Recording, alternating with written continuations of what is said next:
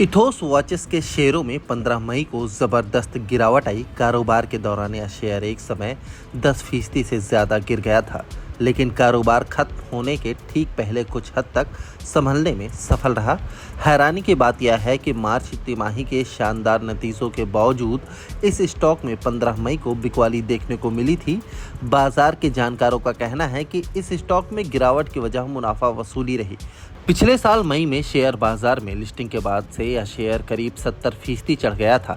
12 मई को यह शेयर 1401 रुपये पर बंद हुआ था, जो इसका ऑल टाइम हाई है।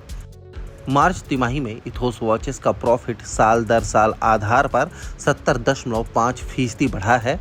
पिछले साल मार्च तिमाही में 8 करोड़ प्रॉफिट के मुकाबले इस साल मार्च तिमाही में इसका प्रॉफिट 13.3 करोड़ रुपए रहा। कंपनी का रेवेन्यू भी साल दर साल आधार पर 30.8% बढ़कर 207.6 करोड़ रुपए हो गया। कंपनी का आईपीओ पिछले साल आया था। यह शेयर 30 मई 2022 को स्टॉक एक्सचेंजों में लिस्ट हुआ था। 878 रुपए के इश्यू प्राइस के मुकाबले यह 6% डिस्काउंट पर लिस्ट हुआ था। यह कंपनी प्रीमियम घड़ियों की रिटेलिंग करती है। इसके पास ओमेगा, राडो, बुल्गारी जैसे 50 से ज़्यादा प्रीमियम वॉचेस के ब्रांड हैं। कंपनी ने मार्च तिमाही में 4 नए शहरों में अपने स्टोर ओपन किए हैं। इनमें सिलीगुड़ी, इंदौर, भोपाल और अहमदाबाद शामिल हैं। 12 मई को इसका प्राइस 1401 रुपये पहुँच गया था, जो लिस्टिंग प्राइस के मुकाबले 70% ज़्यादा था। 15 मई को इस शेयर का कारोबारी वॉल्यूम सामान्य से ज़्यादा रहा। 1 बजे वॉल्यूम 6,80,472 शेयरों का था। यह 1,23,617 करोड़ के 20 दिन के औसत वॉल्यूम के मुकाबले काफ़ी ज़्यादा है। अप्रैल में इस शेयर में 45% की तेज़ी देखने को मिली थी। इथोस के सीईओ प्रणव साबू ने कहा कि मार्च तिमाही के नतीजे बहुत उत्साहजनक हैं। रेवेन्यू और प्रॉफिट दोनों में उछाल देखने को मिला है। इन आंकड़ों से लग्जरी घड़ियों में लोगों की बढ़ती दिलचस्पी का पता चलता है। अभी कंपनी के स्टोर 22 शहरों में हैं। इनमें कुल 56 स्टोर हैं। इसने सूरत और भुवनेश्वर में 2 नए बुटीक स्टोर खोले हैं। पिछले 2 साल में कंपनी का मार्जिन 13 से 16% की रेंज में रहा है। कारोबार खत्म होने के ठीक पहले यह स्टॉक कुछ हद तक संभलने में सफल रहा। यह 8.41% की गिरावट के साथ 1287 रुपये पर बंद हुआ।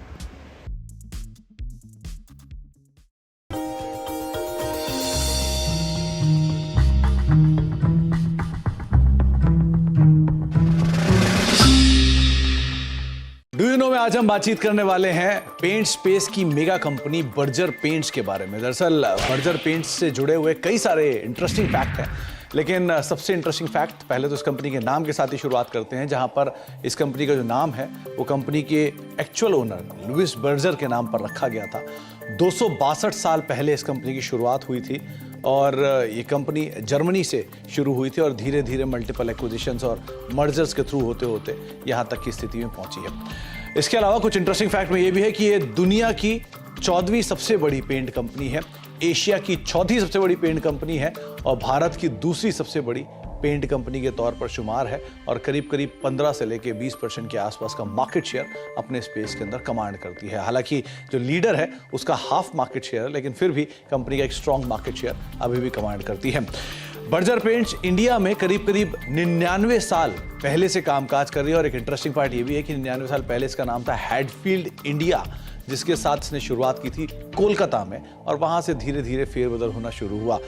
Hero MotoCorp, royal Enfield, Ashok Leyland, Tata Motors, TVS, Yamaha, साथ ही साथ hero group, Honda group, Bajaj group, ये सब वो ग्रुप्स हैं जो कि बर्जर पेंट का पेंट यूज करते हैं और अलग अलग व्हीकल्स जो हैं कंपनी के वो इन प्रोडक्ट यानी बर्जर के प्रोडक्ट्स के जरिए आप मार्केट में देख भी पा रहे हैं।